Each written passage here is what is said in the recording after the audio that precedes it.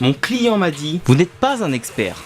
Salut les freelances extraordinaires, c'est Can le gentleman motivateur. Bienvenue dans ce deuxième épisode de Mon client m'a dit. Et aujourd'hui, on va voir quoi répondre à ton client quand il te dit que tu n'es pas un expert. L'approche que je vais t'exposer m'a permis de réaliser des boutiques pour Armani en France, en Angleterre et à Dubaï, alors que je n'avais absolument jamais fait ça de ma vie. Alors pour commencer, n'hésite pas à mettre un pouce bleu et à t'abonner à ma chaîne si tu n'es pas déjà abonné. Dans l'épisode précédent, j'avais parlé d'inverser le rapport de force, j'espère que tu t'en souviens. Il se trouve justement que lorsque ton client te dit que tu n'es pas un expert, il exerce un rapport de force sur toi. L'un des premiers réflexes, et c'est tout à fait normal, c'est de vouloir absolument lui prouver qu'il se trompe et de rentrer en confrontation, en conflit avec lui. Et c'est un très mauvais choix. Ou pire, de lui mentir et de lui faire croire que tu es réellement un expert dans son domaine.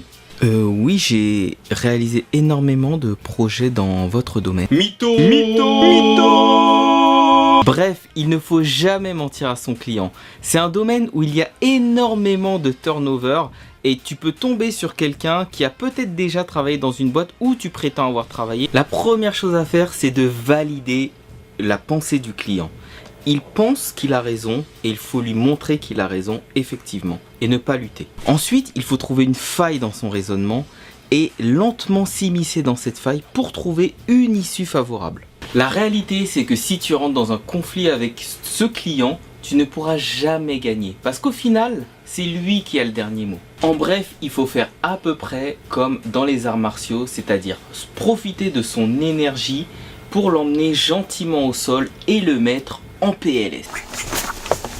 Ne pas valider la pensée de ce client, c'est aussi lui donner un signal qu'on n'est peut-être pas digne de confiance. Ça va créer un sentiment de défiance. Alors la première chose que tu dois faire, c'est lui dire effectivement, oui, je ne suis pas un expert dans votre domaine, vous avez raison.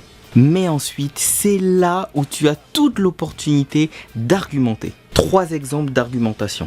Effectivement, je ne suis pas un expert dans votre domaine. Et les experts, je comprends que c'est la solution la plus évidente pour vous, surtout la moins risquée. Ils ont fait ça pour plein d'autres clients, y compris pour vos concurrents. Et si vous recherchez une solution faite à la chaîne pour avoir la même solution que les autres, effectivement, je ne suis pas la bonne personne.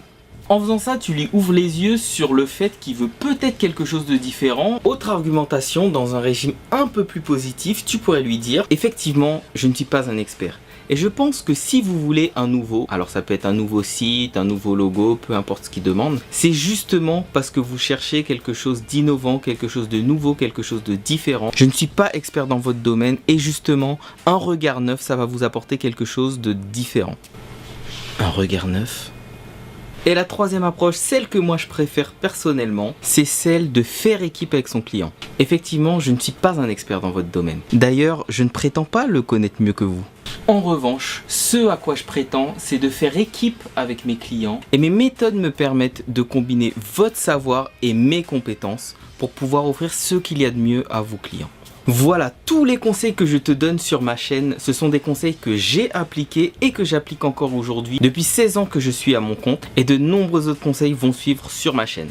Tu as peut-être remarqué ce super cool nœud papillon qui est imprimé en 3D. Si jamais tu aimes, regarde dans la description en bas.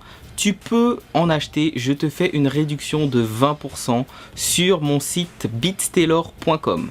Alors si tu as aimé, tu connais la chanson, pouce bleu, partage et abonne-toi. Si tu n'es pas encore abonné à mon Instagram, Gentleman Motivateur, c'est le moment de le faire, j'envoie de la motivation tous les jours.